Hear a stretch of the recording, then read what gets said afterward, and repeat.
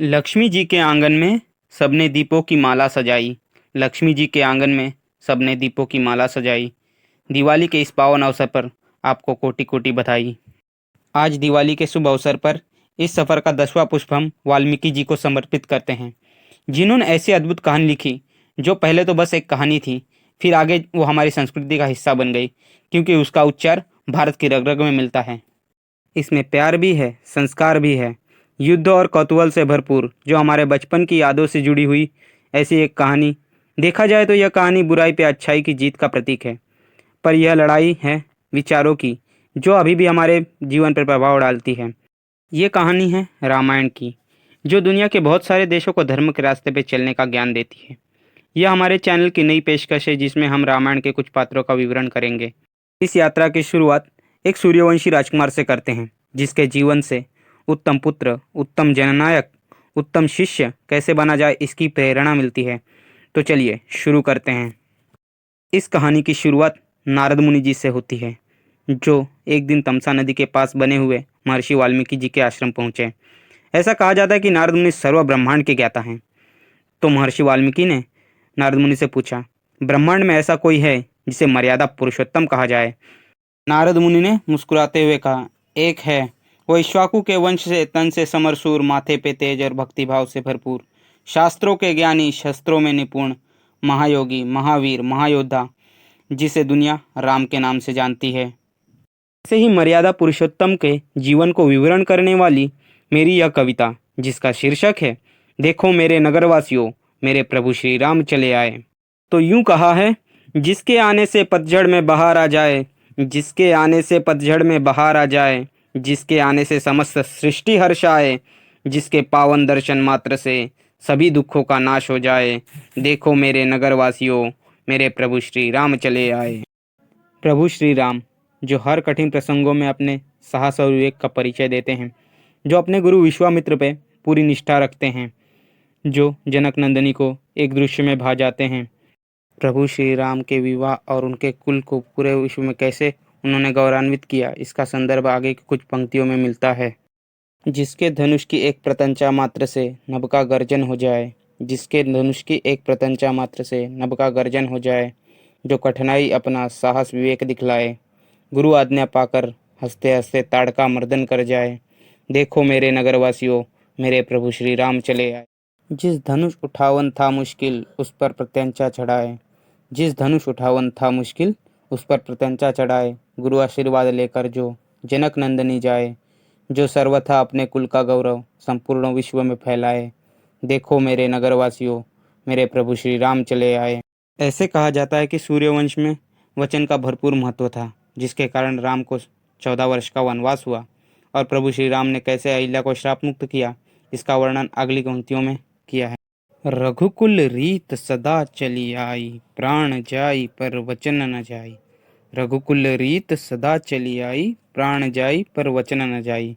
यह सार्थ हो, इसलिए पितृवचन करने हेतु जो वन जाए, जिसके चरण स्पर्श मात्र से पाषाण रूपी अहिल्या भी श्राप मुक्त हो जाए, देखो मेरे नगरवासियों, मेरे प्रभु श्री राम चले आए। प्रभु श्री राम, जो अपने भक्तों से जल्द प्रसन्न हो जाते हैं, जिन्होंने 2 स्त्रियों का विवाह प्रस्ताव ठुकराया। उनमें से एक थी माता त्रिकुटा, जिनको पूरा संसार माता वैष्णो देवी के नाम से जानता है, और दूसरी थी मीनाक्षी, जिसको हम शूर्पणखा के नाम से जानते हैं। ऐसा कहा जाता है कि मीनाक्षी इस विश्व में सबसे सुंदर स्त्री थी। उसने जब राम को वन में देखा तो उसके मन में श्री राम से विवाह करने का विचार आया, तो उसने श्री राम के समक्ष विवाह प्रस्ताव रखा, पर श्री राम ने इनकार कर दिया। मीनाक्षी आहत हो गई। गुस्से में उसने माता सीता को मारने का प्रयास किया, तो लक्ष्मण ने मीनाक्षी के नाक काट दी, इसलिए उसका नाम शूर्पणखा पड़ गया। मीनाक्षी यह दास्तां अपने भाई को बताई तो कैसे सीता हरण हुआ, इसका वर्णन आगे की कुछ पंक्तियों में किया हुआ है। जो भक्त की भक्ति से हो आतुर, जो भक्त की भक्ति से हो आतुर, सबरी के जूठे बैर चाव से खाए, जो कंदमूल खाकर वन में सुखी जीवन बिताए, पराई स्त्री के लोभ में ना आकर उसका विवाह प्रस्ताव ठुकराए, देखो मेरे नगरवासियों, मेरे प्रभु श्री राम चले आए। लक्ष्मण किया अपमान हमारा, यह मीनाक्षी अपने भ्राता से बतलाए। लक्ष्मण किया अपमान हमारा, यह मीनाक्षी भ्राता से बतलाए, जिस स्त्री के कारण अपमान हुआ है, क्यों ना उस स्त्री को हर लाए। विचार करत रावण मारीच को सुवर्ण मृग बना भिजवाए। जो पत्नी इच्छा पूर्ति हेतु मायावी मृग पकड़ने जाए। देखो मेरे नगरवासियों, मेरे प्रभु श्री राम चले आए।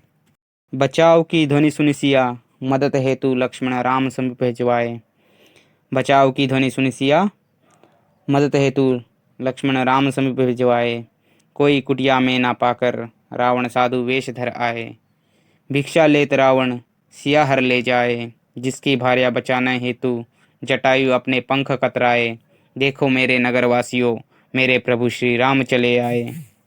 जब प्रभु श्री राम अपनी कुटिया में आए तो कुटिया खाली थी, इसलिए उन्होंने संपूर्ण वन में सीता माता को ढूंढना आरंभ किया। तभी उनकी भेंट हनुमान से हुई। तभी सुग्रीव की व्यथा जानकर प्रभु श्री राम ने सुग्रीव को उसका राज्य वापस दिलवाया।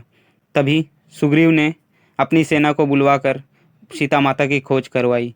और लंका दहन कैसे हुआ, इसका वर्णन आगे की कुछ पंक्तियों में किया हुआ है। जब कुटिया खाली पाए तो सीता सीता कहत समस्त वन हेरत जाए। जब कुटिया खाली पाए तो सीता सीता कहत समस्त वन हेरत जाए। तभी वन में ही हनुमान ने प्रभु श्री राम के दर्शन पाए। जो सुग्रीव की व्यथा जानकर सुग्रीव को उसका राज्य दिलवाए। देखो मेरे नगरवासियों, मेरे प्रभु श्री राम चले आए।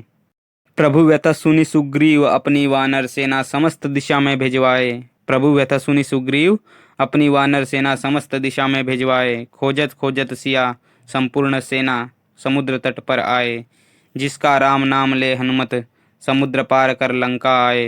देखो मेरे नगरवासियों, मेरे प्रभु श्री राम चले आए। दीन निशानी सिया राम की, प्रभु श्री राम कहन माता सुनाए। दीन निशानी सिया राम की, प्रभु श्री राम कहन माता सुनाए। मागत आज्ञा कछु खाए की, अशोक वाटिका विध्वंस करत जाए। दिए सजा लंकापति रावण तो, जिसका नाम ले हनुमत समस्त लंका जराए। देखो मेरे नगरवासियों, मेरे प्रभु श्री राम चले आए। जब हनुमान लंका से प्रभु श्री राम के पास वापस आए तो उन्होंने सीता माता की संपूर्ण व्यथा श्री राम को सुनाई। उसके बाद श्री राम जी ने महाराजा सुग्रीव को बुलवाया। उनकी समस्त सेना के साथ समुद्र तट पर आए। समुद्र पार करने का कोई मार्ग नहीं दिखाई दे रहा था, इसलिए समुद्र सुखाने के विचार से श्री राम ने धनुष पे प्रत्यंचा चढ़ाई। तभी समुद्रदेव ने क्षमा मांगते हुए बाण द्रुमकुल्य पे चलाने को कहा। ऐसा कहा जाता है कि द्रुमकुल्य ऐसा प्रदेश था जहाँ चोर डाकू लुटेरे वास करते थे। वहाँ कोई सामान्य इंसान सुरक्षित नहीं था, इसलिए समुद्र देवता के सुझाव पे श्री राम ने द्रुमकुल्य पे बाण चलाया और सभी दुष्टों का नाश किया। और फिर कैसे समुद्र पार किया, इसका वर्णन आगे की पंक्तियों में किया है। सिया समाचार पावत राघव मन ही मन हर्षाए। सिया समाचार पावत राघव मन ही मन हर्षाए। सिया विचार मचाए हाहाकार, तो सुग्रीव सम समस्त सेना बुलवाए। जिसका राम नाम का कर गर्जन, सेना समुद्र तट पर आए। देखो मेरे नगरवासियों, मेरे प्रभु श्री राम चले आए।